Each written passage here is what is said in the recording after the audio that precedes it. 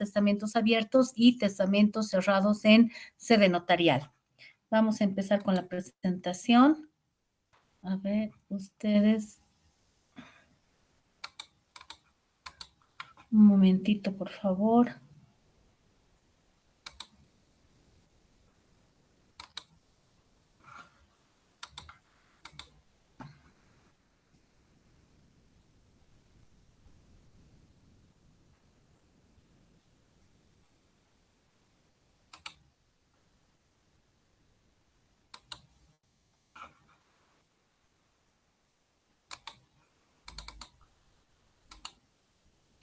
¿Tienen acceso a la presentación, colegas? No, se ve pantalla oscura. A ver, un segundito.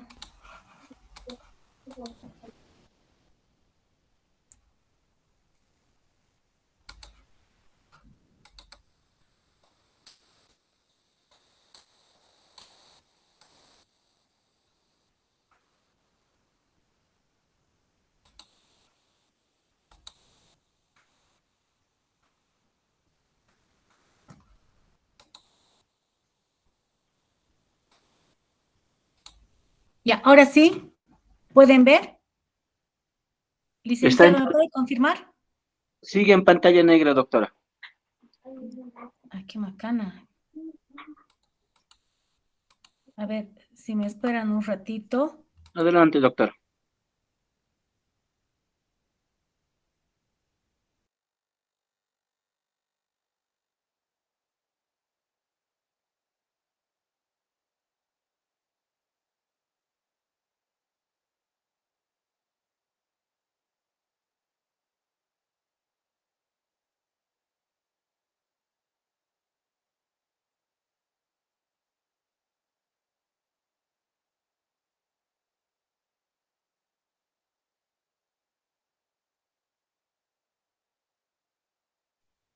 Solo se ve la pantalla negra, doctora.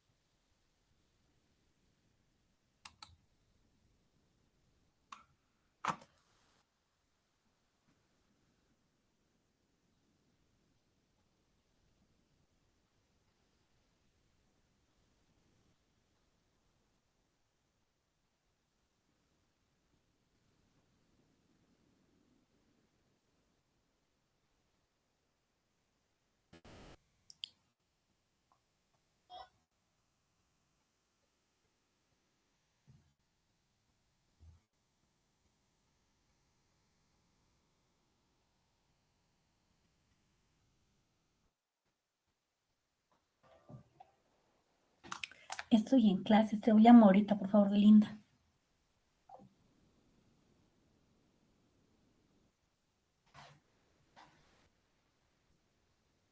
Ahora sí estaba viéndose la pantalla. Ya. Ahora sí tienen acceso a la...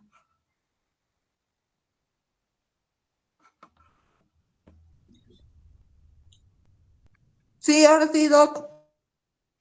Ya, perfecto.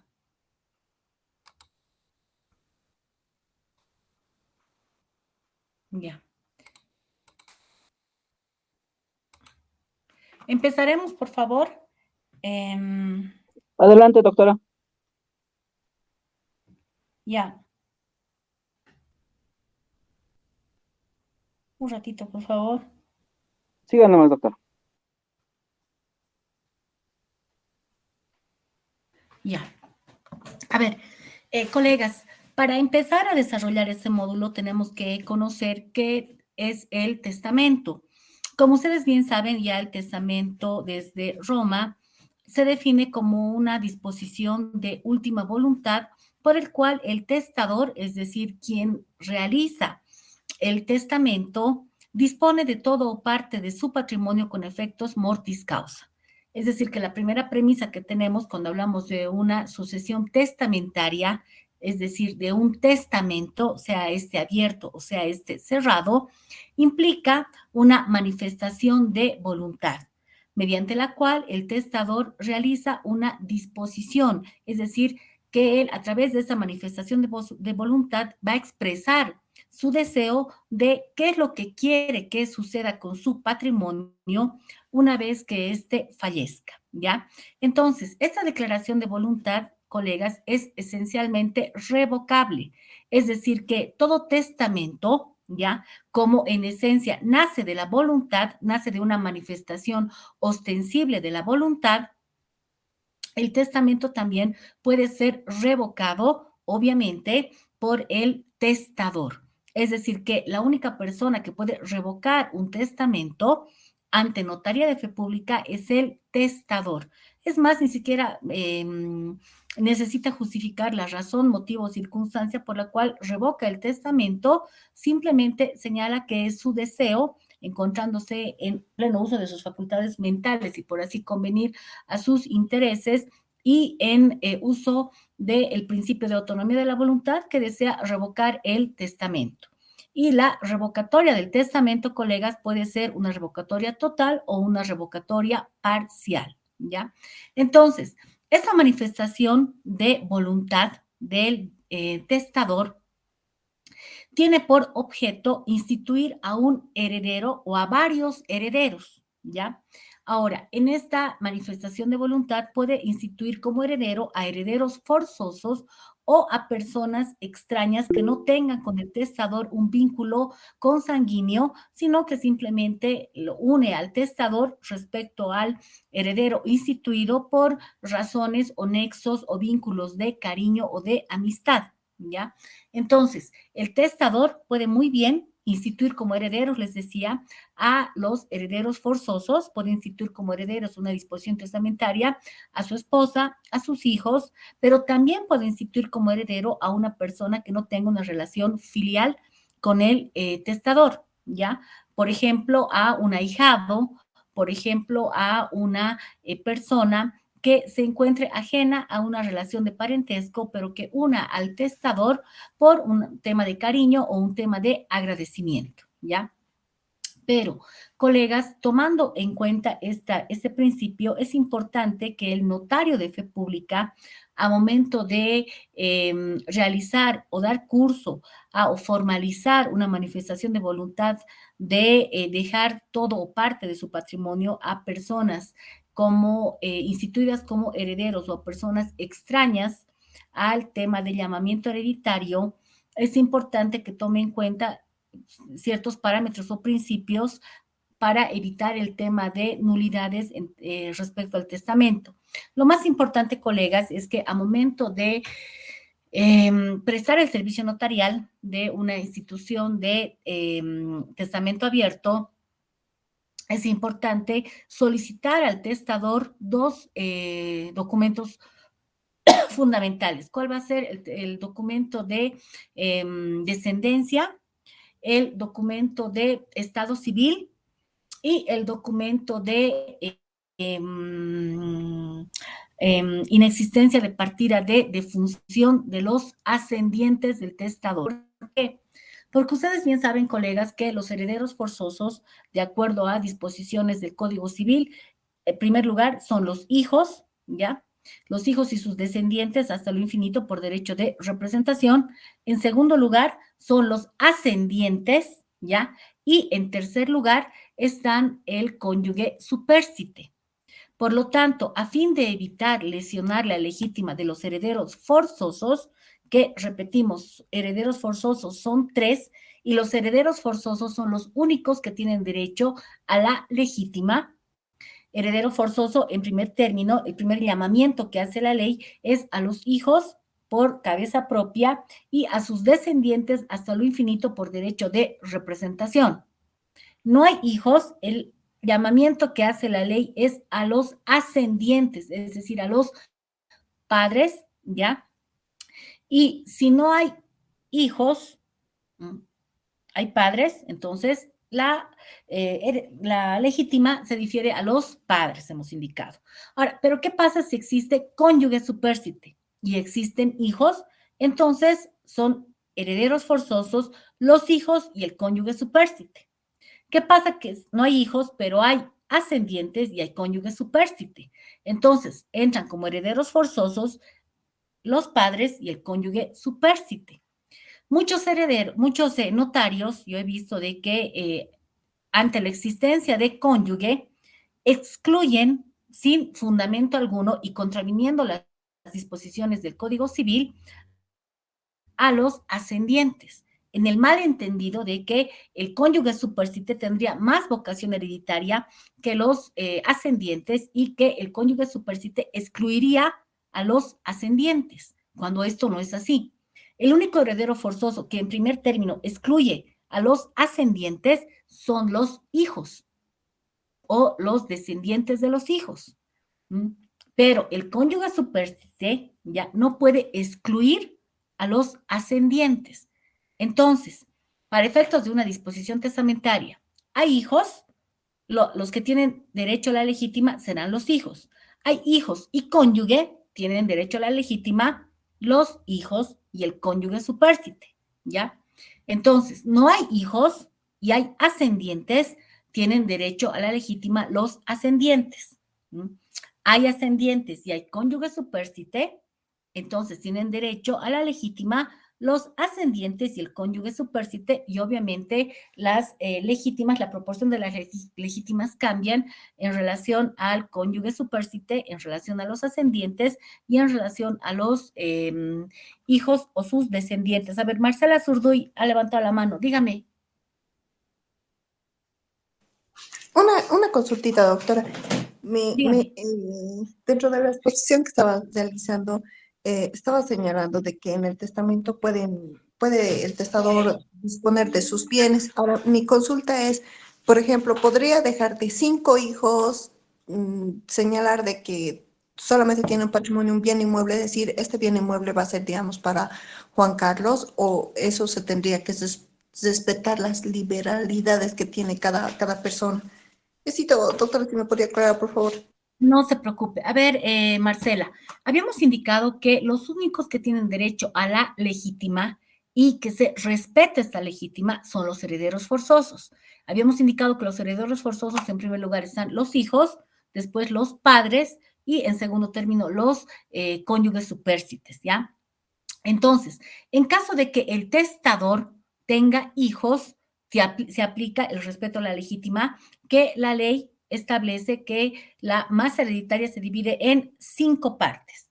4/5 partes destinadas a los herederos forzosos, a todos los herederos forzosos, y 1/5 parte de liberalidad, ¿ya?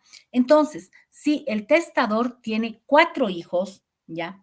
Y tiene un inmueble y solo desea dejar a uno de los hijos y no a los 3, no se puede permitir esta disposición testamentaria. ¿Por qué? Porque si el notario da curso, Marcela, se estaría lesionando, se estaría violando la legítima que en derecho le corresponde a los herederos forzosos, ¿ya? Y si nosotros, por desconocimiento de la norma, el notario de fe pública da curso a este testamento, es pasible a acciones disciplinarias por falta grave ante la dirección del notariado porque no se ha observado, no se ha cumplido el principio de legalidad consagrado en la ley 483, ¿ya?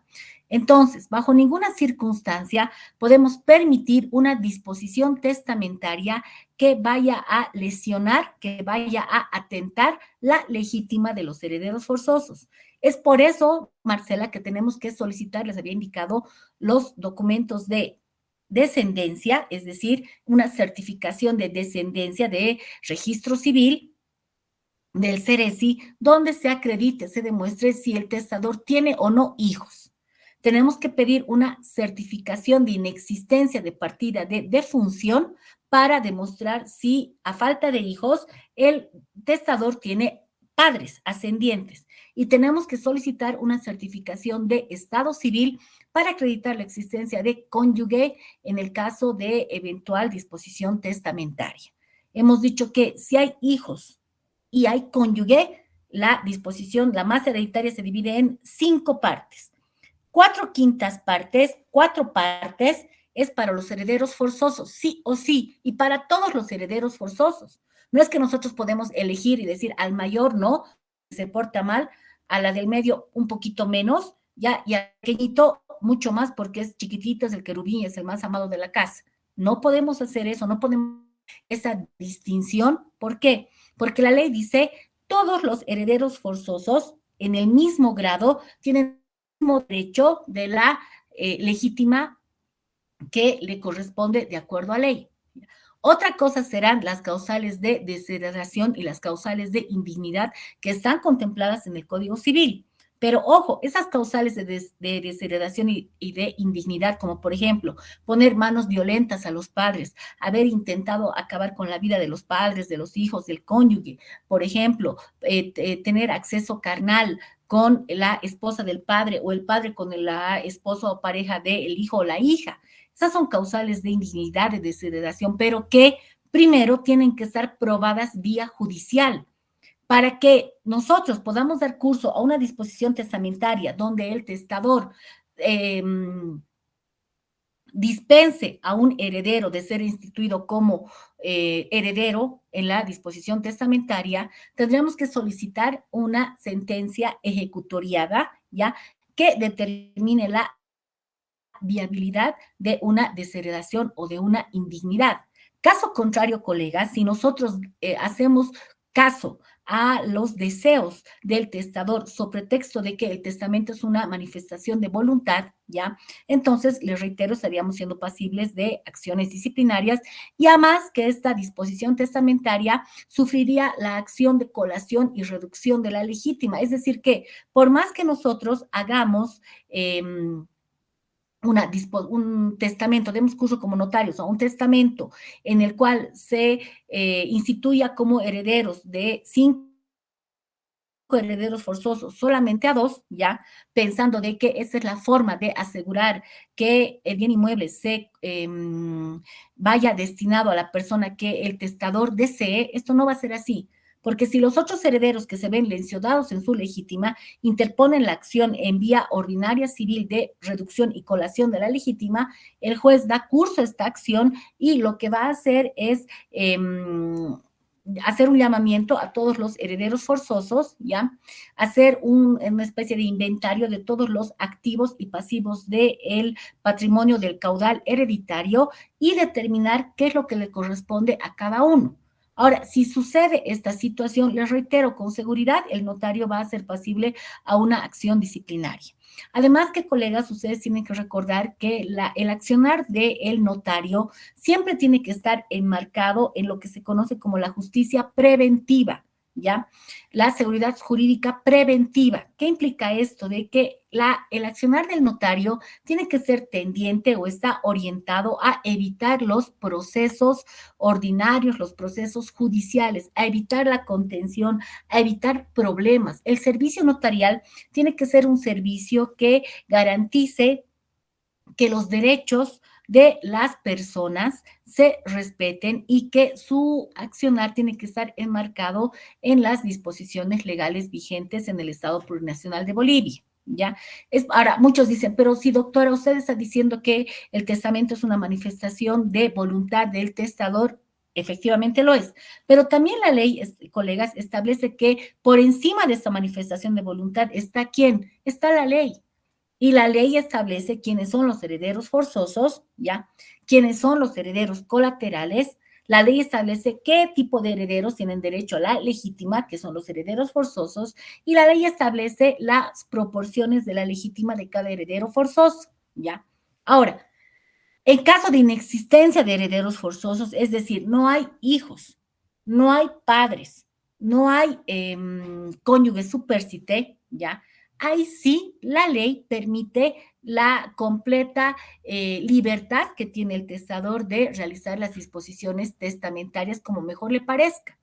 Entonces, si el testador nos presenta las certificaciones de inexistencia de descendencia, no hay hijos, ya de existencia de partida de defunción de los padres, papá, mamá han muerto, de inexistencia de estado civil, sea que es viudo el señor, sea que es divorciado, sea que es soltero, ¿ya? No tiene cónyuge que tenga vocación hereditaria. Entonces, el testador puede realizar las disposiciones testamentarias que mejor le convengan.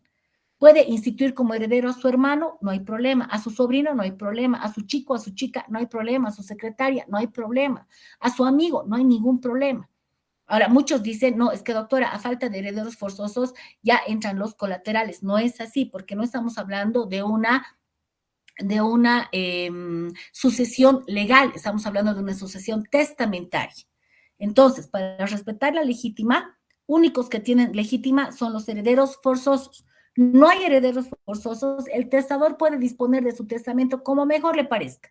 Dejar todos sus bienes a la caridad, dejar todos sus bienes a la iglesia de los santos de los últimos días, de los mormones, pentecosteses, etcétera, etcétera, etcétera, sin ningún problema. Pero si hay herederos forzosos, colegas, sí tenemos que tener muchísimo cuidado con la legítima que le corresponde a cada uno, ¿ya?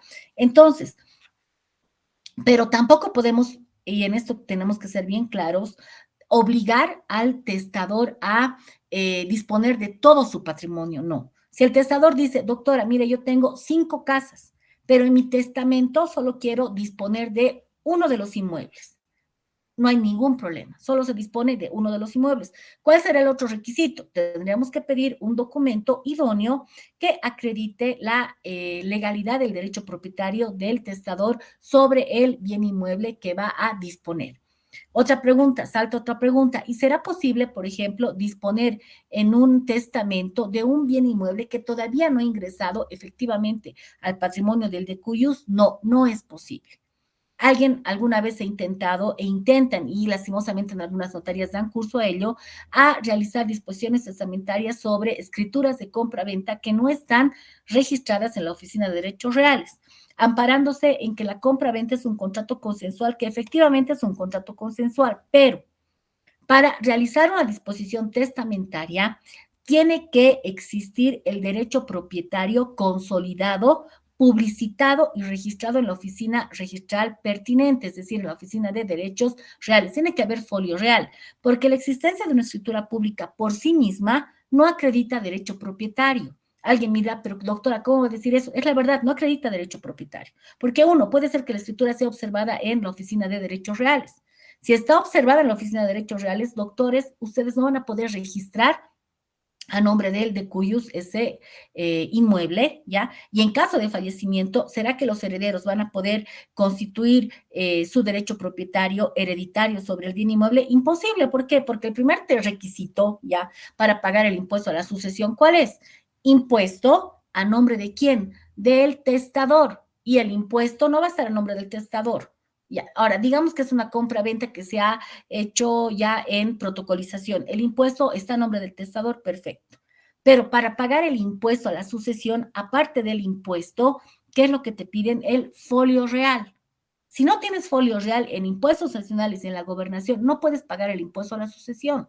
Puede ser que tengas el impuesto municipal a tu nombre, ok. Eso acredita que la transferencia, se ha pagado el impuesto a la transferencia en la alcaldía y que el titular en la alcaldía es el testador, ok. Pero otro principal requisito es que el derecho propietario esté registrado en derechos reales, lo que no ocurre en este caso. Entonces, no vas a poder pagar el impuesto a la sucesión, no vas a poder protocolizar ese testamento y mucho menos vas a poder registrar en derechos reales. Entonces, otro requisito sumamente importante será el tema de solicitar el folio real, ¿ya? Y es más, no solamente solicitar el folio real, sino también solicitar, ¿qué cosa? El tema de la información rápida. Ahora, alguien dirá, pero doctora, eso es hacer incurrir en doble gasto al usuario, porque finalmente lo que se quiere acreditar es el derecho propietario, ok, pero también se necesita acreditar la alodialidad del derecho propietario, ¿ya? Y aquí sí hay una discusión. ¿Por qué? Porque algunos dirán, doctora, el tema de la alodialidad del derecho propietario no sería tan necesario. ¿Por qué? Porque las obligaciones de carácter económico no se extinguen con el fallecimiento del de cuyos, en este caso del testador, porque las obligaciones se transmiten por efectos mortis causa, ¿ya? Entonces, si por ejemplo hay un gravamen, hay una hipoteca en derechos reales sobre el bien inmueble, entonces, ¿qué es lo que pasa? Fallece el testador, ¿ya? Los herederos registran su derecho propietario hereditario en la Oficina de Derechos Reales con arrastre de esa hipoteca. ¿Por qué? Porque los herederos están siendo continuadores de la personalidad del de cuyus, ya que por efecto del testamento opera una aceptación pura y simple, entre comillas, y la responsabilidad ultra vires hereditatis sobre la persona del de cuyus, sobre la persona del heredero, mejor dicho, ¿ya? Entonces, si hay una deuda que está registrada en derechos reales bajo la categoría de gravamen, bajo la categoría de hipoteca, bajo la categoría de embargo, ¿ya?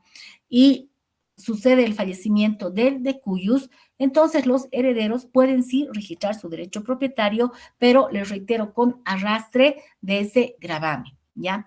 Pero siempre es bueno, colegas, contar con la información rápida y contar también con el tema de del folio real. También, ¿por qué, colegas?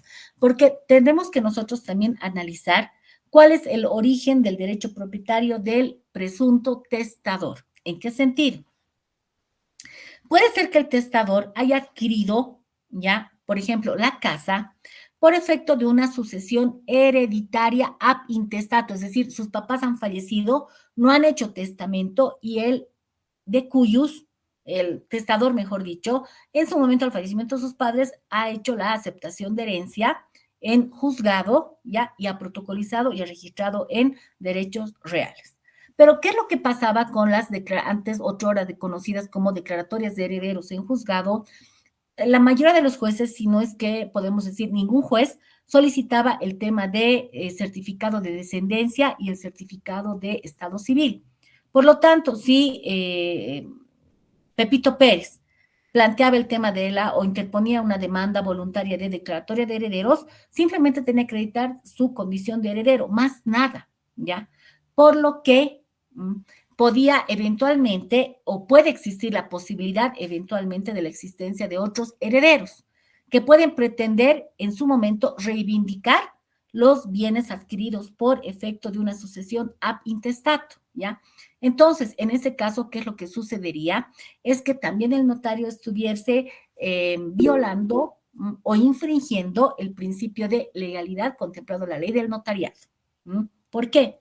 Alguien diría, pero doctora, digamos que los papás del testador han fallecido hace más de 20 años atrás. Por lo tanto, el derecho de los hermanos del testador de hacer la acción de declaratoria de herederos vía judicial y o aceptación de herencia vía notarial ha prescrito. Sí, eso dice el Código Civil, colegas, que el derecho que el heredero tiene de interponer la acción o solicitar la aceptación de herencia o declaratoria de herederos prescriben 10 años, pero ustedes bien saben, colegas, que la prescripción opera de hecho y no de derecho, ¿no es cierto? Entonces, mientras no haya una acción ordinaria en vía civil de prescripción de aceptación de herencia interpuesto por otros herederos, su derecho no ha prescrito y ellos muy bien pueden hacer el tema de la aceptación de herencia en vía notarial o en vía judicial. Vía judicial no creo que les den curso, vía notarial, ¿ya? Entonces, tenemos que analizar todo eso.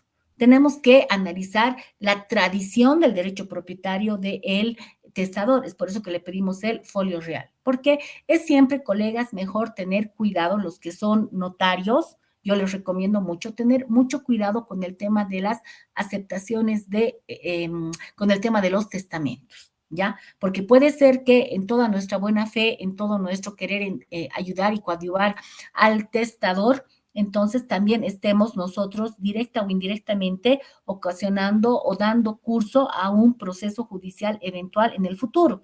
Y quiérase los herederos, quiérase los otros herederos de los papás del testador, inevitablemente y muy posiblemente van a interponer el proceso disciplinario contra el notario de fe pública. Entonces, colegas, es mejor no meternos a camisa de 11 varas, aplicar lo que dice la ley y pedir todos los requisitos que nosotros consideremos pertinentes.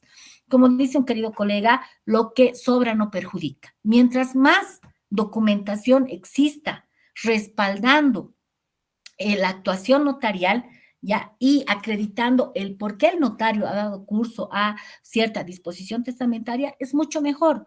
¿Por qué? Porque si el día de mañana viene Pepito, Pepita a reclamar y a decir, etcétera, eso había, eso no había, ¿por qué ha hecho, por qué no lo ha hecho? Usted va a estar respaldado por documentación pertinente que acredita que en su momento usted podía bien dar curso a esta solicitud de testamento abierto, ¿ya?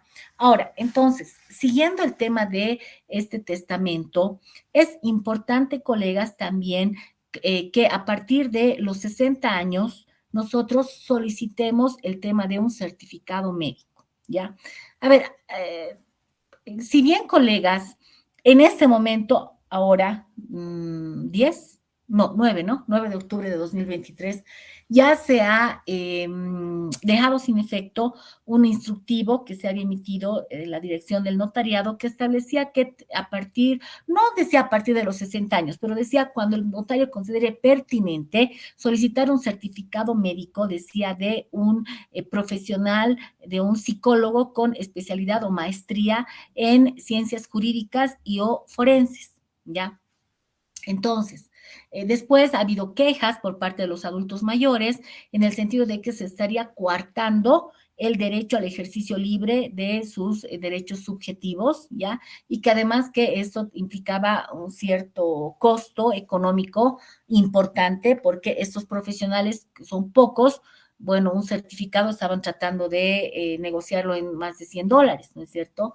Pero, colegas, también es importante tomar en cuenta el siguiente aspecto, de que no olviden que el testamento abierto ya tiene efectos mortis causa, es decir, que a partir del fallecimiento el testamento tiene efectividad jurídica, antes no.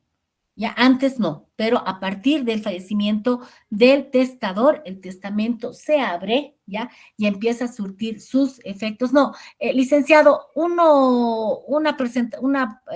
eso ahí, tiene sus efectos jurídicos mortis causa, ¿ya? Entonces, A partir de ese momento, cuando el testador ya no esté con vida, es que el testamento surte sus efectos jurídicos. Y como ya no va a estar con vida, colegas, puede haber la posibilidad de que aparezca Juan, Pepe, la amante, que tenía su hijo, pero que todavía no lo había registrado en Ceresi, porque tenía miedo de que la esposa se entere. Colegas, hay casos y cosas como la serie de mexicana Mujer, casos de la vida real, peor, cosas peores se ven, ¿ya? Y ahí aduzcan qué cosa. Aduzcan el tema de las deficiencias mentales que tenía el testador. Entonces, colegas, para evitar problemas, no solamente para nosotros, sino para garantizar la pulcritud del acto jurídico, que es el testamento, es importante, colegas, sí pedir, en mi humilde criterio, pedir el certificado, ¿ya? Puede ser, colegas, de un médico psicólogo, de un psiquiatra, puede ser del médico de cabecera de la familia, si el testador está, por ejemplo, asegurado en la Caja Nacional de Salud, excelente que sea del médico familiar de la Caja Nacional de Salud, pero algún documento emitido por un médico, mínimamente médico, cualquier tipo de médico, pero médico, ¿ya? Que acredite que la persona estaba en pleno uso de sus facultades mentales. Hay un parámetro que se llama la escala de Glasgow, ¿ya? Entonces, es sobre 15, ¿ya? De acuerdo a las aptitudes físicas y psicológicas de la persona, le ponen ahí escala de Glasgow 15 sobre 15, 12 sobre 15, etcétera. Entonces, si tenemos un certificado que, entre comillas, por lo menos diga 12 sobre 15, excelente, 13 sobre 15, perfecto, 15 sobre 15, ni qué decir, o sea, eximido, ¿no? Tenemos que respaldar nuestra actuación. ¿Para qué? Para que en el futuro, como les diga, esto no haya ninguna posibilidad, ¿ya? De poner entredicho o en duda el accionar del notario. Y también, ¿por qué no? Cubrirnos las espaldas, colegas. Sí es importante cubrirnos las espaldas. ¿Por qué? Porque muchas veces, colegas, no sé si decir que actuamos ligeramente, pero sí no tomamos las previsiones que deberíamos tomar en su momento, ¿ya? Y cuando pasan las cosas, muere la persona. ¿Dónde vamos a encontrar un certificado médico? ¿Mm? Entonces, es mejor respaldar todo lo que podamos y solicitar toda la documentación que sea pertinente. Ahora, efectivamente, como muchos colegas me dicen, los usuarios se asustan cuando pedimos muchos documentos y no vuelven. Sí, la verdad es esa. Yo, miren, desde que se ha, por ejemplo, implementado el Simplum, no he dado curso en ningún testamento y en todos estos años de servicio notarial he dado curso a muy pocos testamentos. ¿Ya? ¿Por qué? Porque realmente escuchando los casos y denuncias contra los colegas es sumamente delicado porque lastimosamente los usuarios, colegas, generalmente, si no es que la mayoría de las veces, no son sinceros sobre las situaciones que tienen familiares, ¿ya? No son sinceros sobre las motivaciones que ellos tienen en realizar estos actos jurídicos, negocios jurídicos, estos contratos en notaría de fe pública, y lastimosamente quien se lleva la peor parte de todo, en todo, es el notario de fe pública, ¿ya?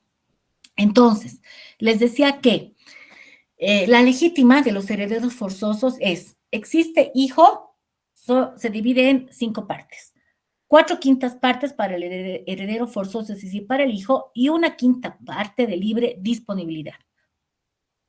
Si existen hijos, hemos dicho, se excluye a los ascendientes. Pero si existen hijos y existe cónyuge superstite, entran los dos a la disposición testamentaria, es decir, entran los dos como herederos forzosos, ¿ya? Y la proporción es la misma, 5 partes se divide, 4/5 partes para el hijo y el cónyuge, y 1/5 parte de libre disponibilidad. Ahora, ¿qué pasa si no hay hijos? Hemos dicho que si no hay hijos, solo en ese caso ingresan los ascendientes, los padres, ¿ya? Entonces, hay padres, la masa hereditaria se divide en 3 partes, 2/3 partes de la legítima y 1/3 parte de libre disponibilidad. Hemos dicho, no hay hijos, hay padres, pero hay cónyuge supérstite, o hay cónyuge, mejor dicho, hay cónyuge. Entonces, en este caso, heredan los padres y el cónyuge, y la proporción se divide de la misma manera. 3 partes, se divide toda la masa hereditaria en 3 partes. 2/3 partes es la legítima de los padres y el cónyuge, y una tercera parte está destinado a las liberalidades, ¿ya? Entonces, ahora sí, licenciado, a lo siguiente, por favor. Ya. Entonces, cuando hablamos de testamento, colegas, existen dos tipos de testamentos: los testamentos solemnes y los testamentos especiales, ¿ya? Los testamentos solemnes son los que se conocen, los que se atienden en vía notarial. Los testamentos especiales, como su nombre lo indican, son testamentos que surgen en circunstancias, en situaciones especiales en los que no existe la posibilidad de contar con la presencia de un notario de fe pública, o no existe la posibilidad de tener 5 testigos, ¿ya? Y es por ello de que la ley dispensa de observar ciertas formalidades al testador, pero también la vigencia de esos testamentos es muy breve, y la situación en la que se da es sumamente extraordinaria, como por ejemplo el testamento militar en tiempo de guerra, el testamento en nave, aeronave, con la posibilidad inminente de siniestro o peligro, el testamento de personas que están muy alejadas del tema de contar con una autoridad para realizar testamentos abiertos, ¿ya? Entonces, en esta clase y en la de mañana vamos a tratar de los testamentos solemnes, ¿ya? Entonces, los testamentos solemnes son aquellos en los que la ley exige para su eficacia y efectividad el cumplimiento o la observancia de formalidades que la propia ley determina, ¿ya? Entonces, los testamentos solemnes son los que se celebran con las formalidades, con las exigencias que la ley, hemos dicho, determina, ¿ya? Estos testamentos solemnes serán los testamentos cerrados y los testamentos abiertos. Ahora sí, pasamos al siguiente, licenciado.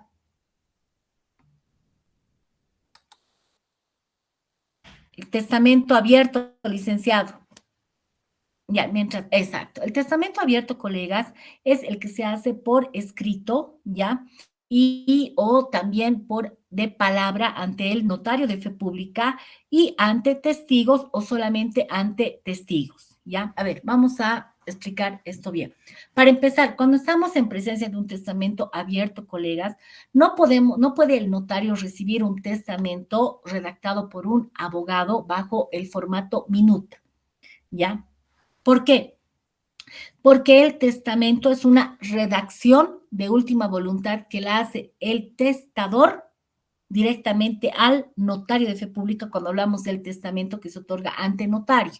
Cuando hablamos de un testamento que se otorga solamente ante testigos, la ley no dice nada al respecto y podría, entre comillas, aceptarse el tema de un documento que vaya con el sello del abogado. Pero cuando hablamos de un testamento abierto hecho solamente ante notario de fe pública con la presencia de 3 testigos, que es lo que le dice la ley, no podemos admitir el tema de que se nos presente una minuta, no podemos admitir el tema de presencia de un abogado, entre comillas. Obviamente, tal vez el abogado de confianza del testador puede estar presente, sí, pero simplemente como un veedor. Pero el autor material del documento, que es en este caso el testamento abierto, es 100% el notario de fe pública, ¿ya? Y el formato en el que se redacta el testamento es a través del ítem.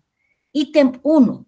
Yo, fulano de tal, declaro que a la fecha soy casado con tal persona. Declaro que a la fecha tengo 3 hijos. Declaro que mis padres han fallecido. Yo, fulano de tal, declaro que, o ítem 2, declaro que a la fecha no tengo ninguna deuda, no debo a nadie y nadie me debe dinero. Yo, fulano, ítem tercero, yo, fulano de tal, declaro que soy propietario de los siguientes bienes inmuebles.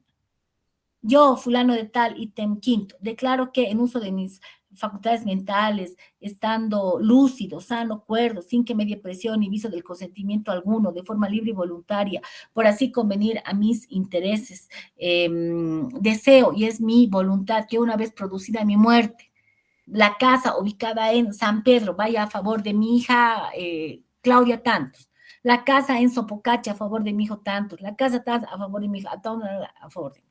Ítem quinto, Deseo que una vez producido mi fallecimiento sea enterrada en el cementerio Tantos o sea cremada y mis restos se tiren al lago Titicaca, por ejemplo. Excelente. Deseo que, como en algún testamento que hice de un profesor muy querido y muy admirado por mí, decía, deseo que mi velorio ya se pongan todas las canciones que me gustan y un repertorio, porque esa era su intención, ya. Ahora, va otra pregunta. La definición usual de testamento, sea abierto o cerrado, dice, es una manifestación de voluntad por la cual una persona dispone de todo parte de su patrimonio con efectos mortis causa. Ahora, ¿será necesario o será imprescindible que para existir un testamento una persona disponga de temas económicos? ¿O podrá ser posible que en un testamento no dispongamos nada de nuestro patrimonio, simplemente querramos hacer una declaración para que ésta surta efectos legales después que nosotros fallezcamos? Por ejemplo, decir, ya, de que yo reconozco de forma libre y voluntaria que el hijo de mi empleada del hogar es mío, que ha sido engendrado por mi persona y por mi empleada del hogar. Y quiero reconocerlo y quiero que, simplemente eso, porque no tengo patrimonio, pero quiero reconocerlo. Y una vez que yo fallezca, ya para que mi esposa no se entere, mis hijos no se enteren y no tenga la vergüenza, como por ejemplo el caso de Arnold Schwarzenegger, ¿no? Que él ha tenido su hijo con su empleada del hogar. Entonces, decir, yo no quiero que nadie se entere mientras esté con vida, porque si no me matan.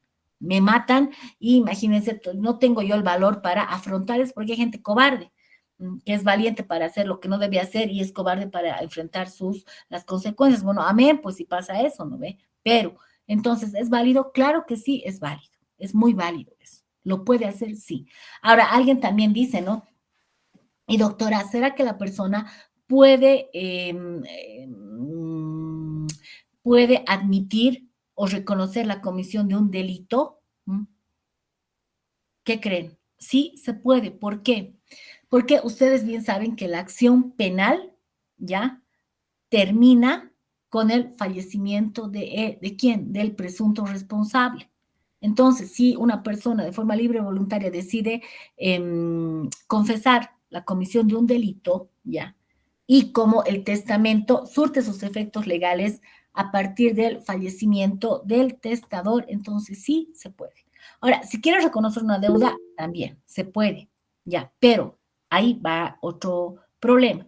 Si el testador reconoce la deuda, es importante que nosotros le aconsejemos, le orientemos bajo el principio de asesoramiento contemplado en la ley del notariado, que las deudas no prescriben, no se mueren, no terminan por efecto del fallecimiento del testador en este caso. Que si él fallece, ya, y hay herederos, las deudas, una vez que estos aceptan la herencia de forma pura y simple o con beneficio de inventario, las deudas las van a asumir los herederos, ¿ya? Con una u otra diferencia, que es que en aceptación de herencia pura y simple, ¿ya? La responsabilidad es ultra vires hereditatis, es sobre la persona, ¿ya? Y en la aceptación de herencia con beneficio de inventario, la responsabilidad es intra vires hereditatis y es sobre el patrimonio del de cuyos. A ver, creo que hay una pregunta. Marcela, sí, dígame. Doctora, perdón, buenas noches. Quería Bueno, consultarle otra cosita. En el dígame. tema, por ejemplo, de que el testador aceptara o declarara haber cometido un delito, Ujú. hay una parte en el Código de Procedimiento Penal, no recuerdo ahorita el precepto jurídico, que señala que ante el conocimiento de un hecho delictivo se debe realizar la denuncia de manera obligatoria por Pero, parte de los servidores públicos, creo que sí. es, no me acuerdo de en qué artículo es, doc. Ya, pero en este caso, doctora, el testamento antes de que la persona fallezca no tiene efecto legal, doctora. Ese es el problema. Que el testamento, mientras la persona está con vida, es un acto esencialmente revocable y que no surte efectos legales. Una vez que la persona fallezca, recién el testamento se abre y recién surte sus efectos legales. El notario ¿ya? Si llega a dar curso a una disposición de última voluntad bajo este parámetro, el notario no puede realizar la denuncia. ¿Por qué? Porque todavía el testamento no es un acto jurídico consolidado en el entendido de que para que éste surta efectos legales tiene que producirse el fallecimiento real o presunto del testador. Es la única manera, a partir del fallecimiento, en que en que el testamento surta sus efectos legales y surta los efectos jurídicos que la ley establece, ¿ya? Y como usted bien sabe, en tema penal, fallece el presunto responsable, imputado, acusado, etcétera, ya la acción penal prescribe. Entonces, hay mucha doctrina que establece que sí se puede permitir este reconocimiento de la comisión de un delito. ¿En qué sentido, doctora? En el sentido de evitar que se cometa una injusticia con relación tal vez a un tercero que está siendo procesado por un delito del cual no es responsable. Dicen, bajo esa premisa, ya, mucha doctrina dice, sería posible permitir un testamento de esa naturaleza, ya. Ahora, también otros detractores, hay muchas posiciones, dicen, no, tal vez esta confesión de un delito la hacen ¿para qué? Para salvar a un responsable, ¿no? Para evitar que el verdadero responsable purgue la condena o sea, sufra las consecuencias de la comisión de un delito, ¿no? Pero básicamente casi la mayoría de la doctrina dice que sí, que se puede. ¿Por qué? Porque además, colegas, tienen que tomar en cuenta lo siguiente, que el testamento, ya, desde que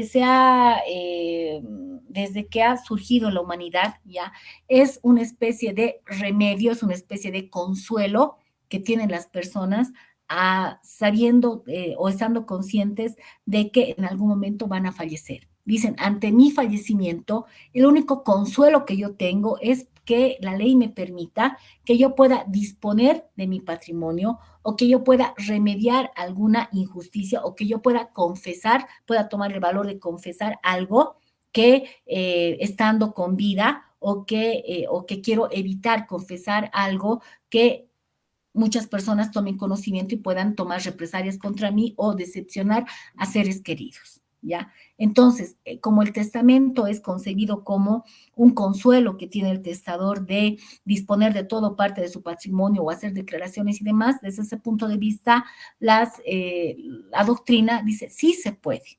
En lo personal, yo, notario de fe pública, Maga Cordero, no daría curso a ello, no daría curso. ¿Ya? ¿Por qué? Porque después también podrían pretender interponer, sí, algún tipo de acción los herederos contra el notario de fe pública. Alguien dice, ¿no ve? El Código Penal dice, nadie puede declarar contra sí mismo, pero eso se hace con efectos de un proceso penal de una persona que obviamente está con vida y evitar de que se autoincrimine. Pero el tema del testamento, colegas, tiene un tratamiento totalmente distinto, porque hemos dicho, por más que se haga el testamento ahora, el notario autoriza el testamento, este acto jurídico no puede surtir efecto legal alguno mientras el testador está con vida. Digamos que cae en manos equivocadas, ¿ya? Y eso va a parar al Ministerio Público. ¿Tiene efecto legal? No tiene. El Código Civil es cerrado y claro y no hay disposición legal que permita que un testamento antes del fallecimiento del testador tenga efecto legal alguno. ¿Por qué? Porque el testamento se efectiviza a momento del fallecimiento real o presunto del testador. Entonces, es un caso que honestamente tal vez se dará 1 en 1.000.000, sí. ¿De que se puede dar? Sí. Y simplemente yo les reflejo lo que dice el tema de la doctrina y la doctrina dice que sí, que se puede.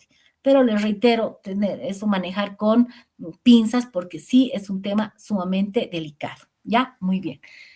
Entonces les decía que Un testamento, en resumen, puede disponer de patrimonio o también puede disponer de otro tipo de situaciones que no tengan una connotación patrimonial, como por ejemplo, hemos dicho reconocimiento de deudas, el reconocimiento del tema de paternidad, etcétera, o de responsabilidades inclusive civiles, pero siempre bajo el principio de asesoramiento, orientar, sí, al informarle al testador de cuáles son las consecuencias que pueden recaer esencialmente para los herederos. Y es más, sería bueno que a la par del testamento, el testador también haga una declaración voluntaria en el sentido de que ha sido informado por el notario, ha sido orientado sobre las consecuencias de hecho y de derecho que tiene el tema de ese tipo de declaraciones. Muy bien, licenciado, a la otra presentación, por favor. Shayel, dígame. Doctora, perdón, una consulta. En la Dígame. parte del testamento abierto dice que se puede otorgar ya sea ante notario de forma escrita o verbal o solamente ante testigos, Sí. ¿no? La consulta va en lo siguiente. Si se hace ante testigos y ya ha fallecido el testador, ese documento, ¿cuál sería el trámite? ¿Directamente al notario, los No. beneficiarios, los herederos o en la vía judicial? En la vía judicial, querida doctora, jamás ante notario de fe pública. ¿Por qué? Porque el notario de fe pública, colegas, solamente en el tema de testamento puede dar fe de la presencia física del testador. Jamás podría el notario protocolizar un testamento abierto que sea realizado solamente ante testigos, ¿ya? A ver, ¿la diferencia cuál es? El testamento realizado ante notario de fe pública, la ley dice notario, contacto directo con el testador y 3 testigos que tienen que ser vecinos del lugar. Ahora, por ejemplo, en el tema de testigos, alguna vez me han traído una viejita de 80 y pico de años con testigos de 21 años. No, colegas, no puede ser. Evidentemente va a ser difícil encontrar una persona coetánea de la edad, sí, pero una persona que tenga una edad razonable que determine o denote de que el testigo es una persona que ha conocido al testador, que lo conoce habitualmente eh, y que puede atestiguar en un eventual problema de que son conocidos, de que era la voluntad del testador realizar esta disposición testamentaria, ¿ya? Entonces, cuando dice la ley de forma escrita o directa, escrita no implica, hemos dicho, la existencia de una minuta, sino que simplemente nos puede traer por escrito qué es lo que él quiere, ¿ya? Y nosotros podemos adjuntar eso a la matriz, pero siempre es necesario también una redacción un poco técnica y adecuada, sin hacerlo muy complicado, sí hacerlo comprensible, ¿ya? Para el testador. Entonces, como el notario de fe pública está cumpliendo con el principio de inmediación, está tomando contacto directo con el testador, ha presentado todos los documentos el testador que acredita que tiene hijos, la cantidad de hijos, que los papás han fallecido, que hay esposa, que es propietario de tales bienes, entonces, bajo el principio de legalidad, el notario de fe pública va a protocolizar todos esos documentos y va a autorizar la escritura pública de testamento abierto, ¿ya? En ese caso no hay ningún problema porque ese documento es un documento público, ¿ya? Que ha sido autorizado por el notario en el que se ha cumplido el juicio de identidad, juicio de capacidad y juicio de legalidad que hace el notario.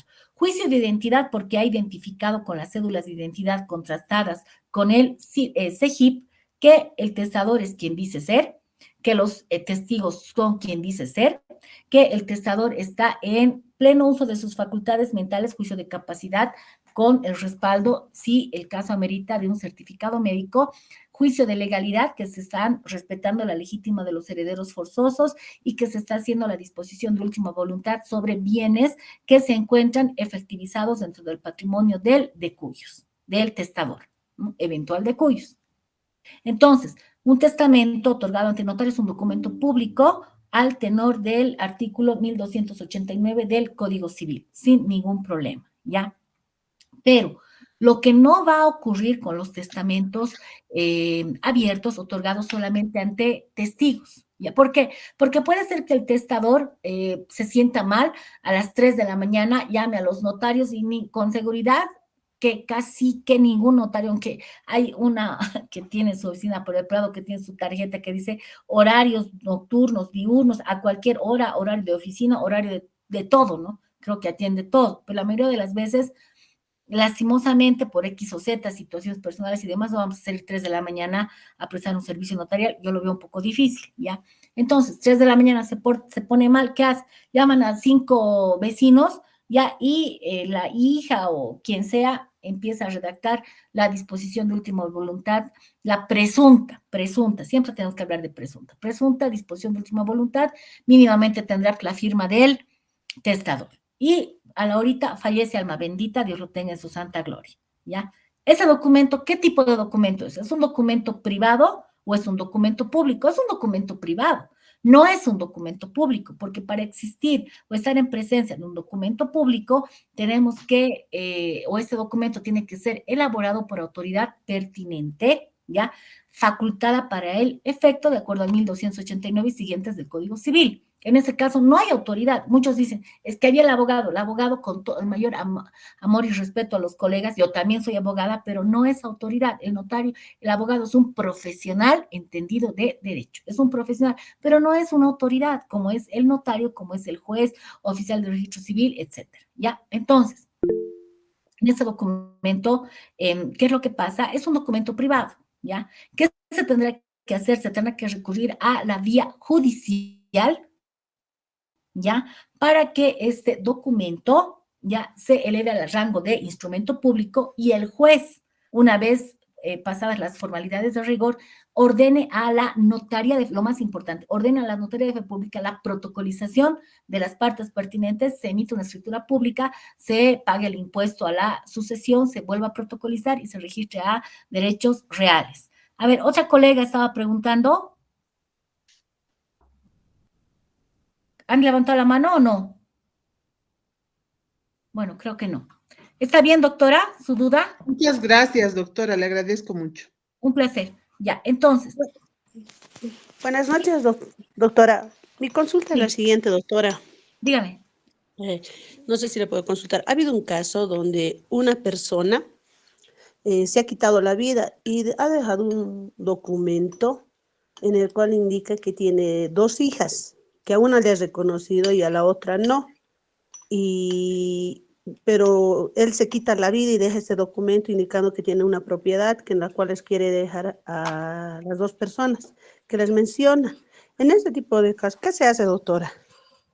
En este tipo de caso, colega, no podemos hablar de un testamento, ni de un testamento especial, ya, ni tampoco de un testamento abierto, porque hemos dicho que el testamento especial como tal tiene que ser realizado en circunstancias apremiantes y especiales, y este caso no es una circunstancia apremiante ni especial, no hay testamento especial, mucho menos hay testamento abierto, porque no se ha otorgado ni ante notario, ni mucho menos ante 5 testigos.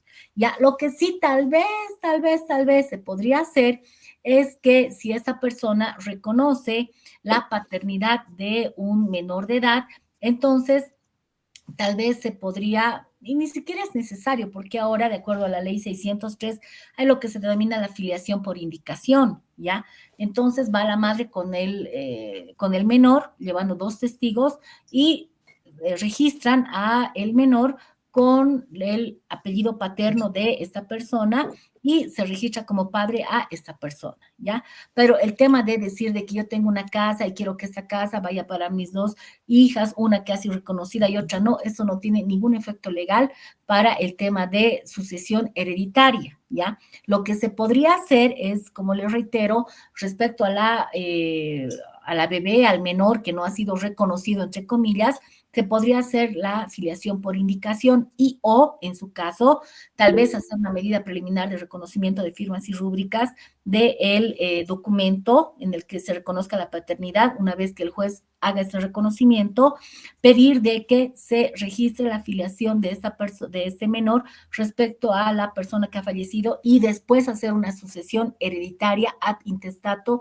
en vía notarial, porque a partir de que se ha puesto en vigencia el decreto supremo 5912, los notarios de fe pública ya tienen competencia para hacer las aceptaciones de herencia bajo beneficios de inventario de menores de edad. Entonces ya se puede acudir ante el notario de fe pública. A ver, Valeria, dígame. Buenas noches, doctora. Así, Le quería preguntar, En el caso del documento de testamento con testigos, ¿tienen que ser necesariamente dos testigos? Digo, tres testigos o pueden ser dos. No, tres, doctora. Sí o sí, tres testigos. No puede ser dos. Si se da curso a un testamento abierto ante notario de fe pública en presencia de solamente dos testigos, el testamento o esa disposición testamentaria no surte efecto legal. Si la ley, doctora, le dice tres testigos, sí o sí, vivos o muertos, tienen que traer tres testigos. No puede ¿Y qué ser dos. artículo es ese? ¿Qué artículo Mire, es? no tengo, doctora, en ese momento el artículo, pero sí lo dice el Código Civil. Son tres testigos, doctora. No tengo en ese momento el Código Civil a la mano, lo he olvidado en mi oficina, estoy ahora en mi domicilio, ¿ya? Pero sí son tres testigos, doctora, no son dos, son tres. No, testamento abierto ante notario, tres testigos. Testamento abierto solamente ante testigos, son cinco. Si usted hace un testamento abierto ante cuatro testigos, no tiene valor legal. Ahora, alguien diría, sí, dígame. Es decir, si digamos yo fallezco y dejo un testamento sin ir al notario, no tengo hijos, no tengo descendencia, entonces, ¿ante cuántos testigos? Me he confundido ahora con lo que dijo cinco. ¿Ante Cinco, dos? doctora. A ver, ¿Ante doctora. cinco? A ver, nuevamente. Si usted, ya, primero, si usted hace su disposición testamentaria ante notario, tiene que ir con tres testigos, ¿ya? Si usted no puede ir ante notario o no quiere ir ante notario, porque tampoco la ley le obliga, ¿ya? Usted puede hacer su disposición testamentaria, usted y cinco testigos, cinco, doctora. Cuando no hay notario, son cinco testigos, pero son cinco, no pueden ser cuatro. Son cinco testigos cuando no hay notario. Cinco testigos. Sí. Y doctora, ¿esa disposición es reciente o desde qué año está en vigencia eso? Desde 1976, pues doctora, desde que está vigente el Código Civil. Ya, está bien, Claro, muchas gracias, desde que doctora. está vigente el Código Civil, 1976, los famosos códigos Banzer, está vigente esa disposición, que son tres testigos ante notario, cinco testigos, solamente el testamento que se realiza sin presencia del notario de fe pública. ¿Ya? Gracias, doctora. Ya. María, dígame.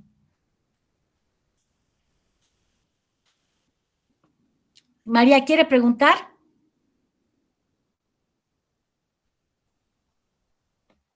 Creo que no. Ya.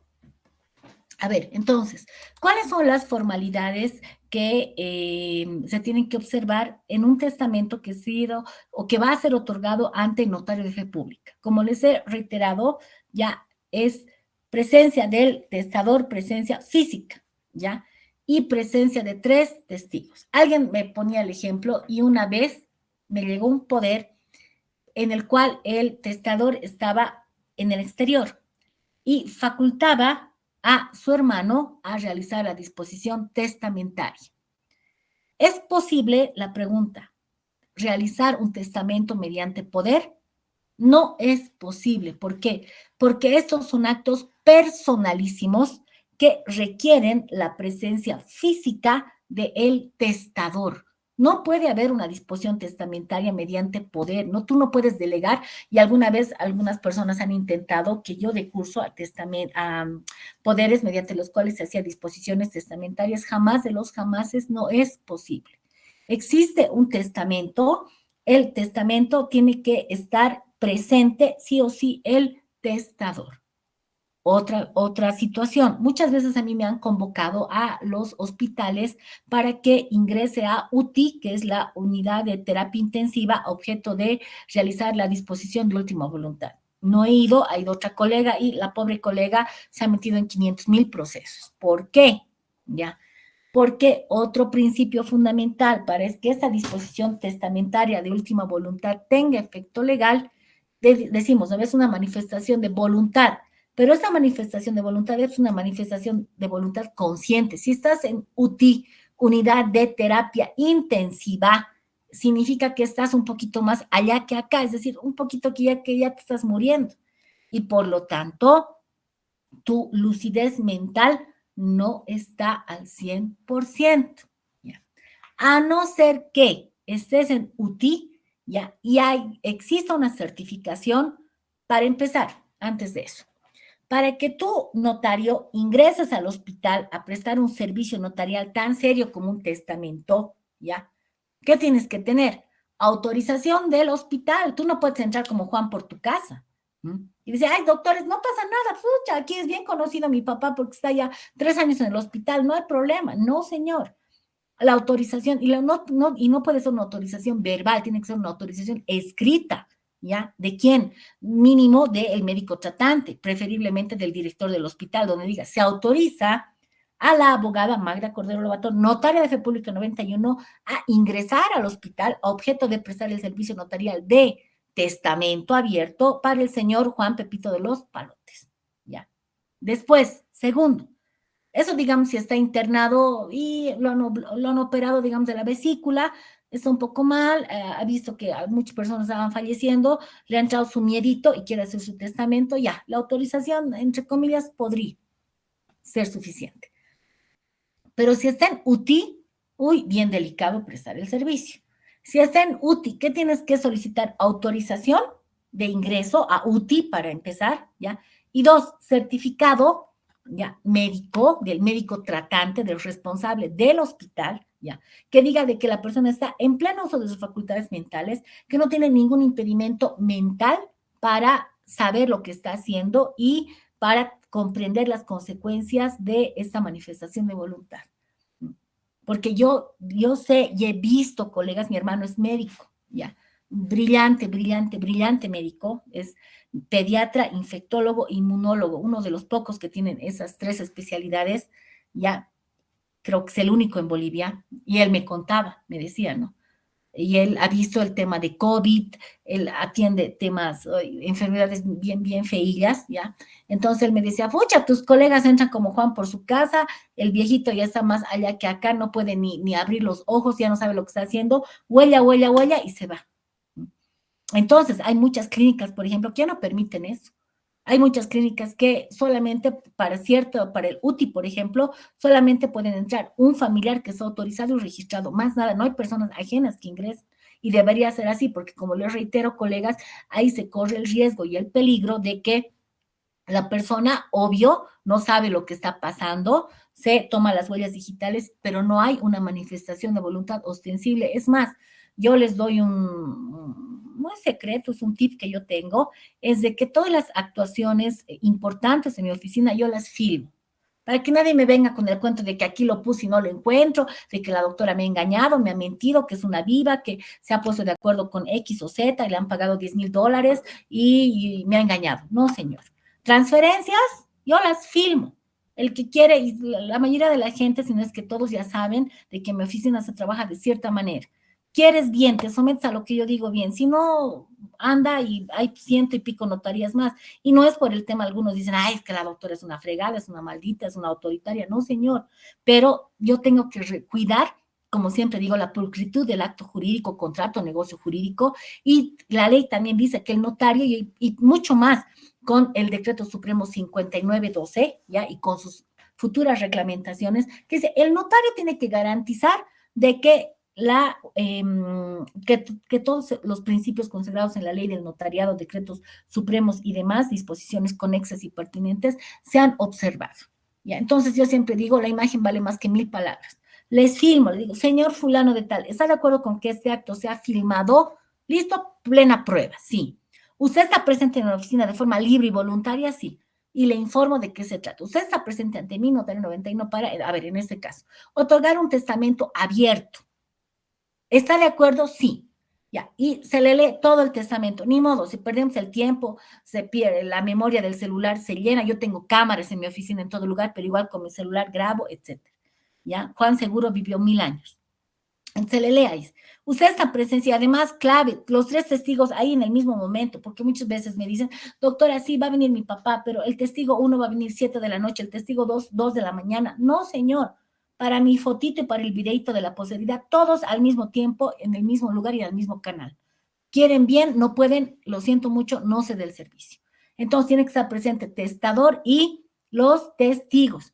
Ahí se quieren meter los herederos. No, señor, no puede haber herederos de por medio. Tienen que estar el testador y los testigos. Y ahí se le lee todo el testamento. ¿Ha entendido bien? Sí, se le informa que el testamento solo surte efectos legales una vez que la persona fallezca. Y lo más importante, se le informa que el testamento puede ser revocado en cualquier momento, en cualquier circunstancia, puede ser revocado en su totalidad, puede ser revocado de forma parcial en la notaría o en otra notaría. ¿Ya? Y eso yo lo guardo en un pendrive que tengo para cualquier tipo de eventualidad. A ver, Valeria, dígame.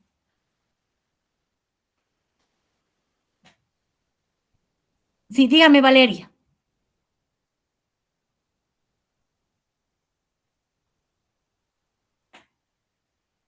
Valeria, ¿quiere preguntar o no? Creo que no. Ya. Doctora, perdón, se ha tocado sin querer. Ya, no se preocupe. Entonces, les decía que en el testamento abierto, ya, es importante, hemos dicho, el contacto directo entre el notario y el testador, ya. Aquí no puede ser que la secretaria le atienda, que el señor le dicte a la secretaria taipe como loca y ella le haga firmar, no. Ahí sí nos tenemos que tomar el tiempo de estar toda la tarde con el testador, ucha, qué macana, ni modo. Toda la tarde, hablé de 18 testamentos en 2, 3 días, porque venía el viejito, me hablaba primero de toda su historia, y en toda la tarde me ha hablado para decirme 2 cosas importantes, pero en lo que hablan y hablan y hablan, también el notario tiene que cerciorarse de que nadie está siendo obligado, de que el adulto mayor está realizando esa disposición de última voluntad de forma libre y voluntaria, etcétera, y de forma consciente, ¿ya? Entonces, los testigos también tienen que estar presentes en toda esta. Ay, se me está agotando la batería. Colegas, a modo de recargar mi laptop, volvemos en 10 minutitos, haremos un break de 10 minutos, ¿está bien, colegas? Volvemos a las 9:10. Ya, doc. Ya, listo, volvemos a las 9:10 entonces.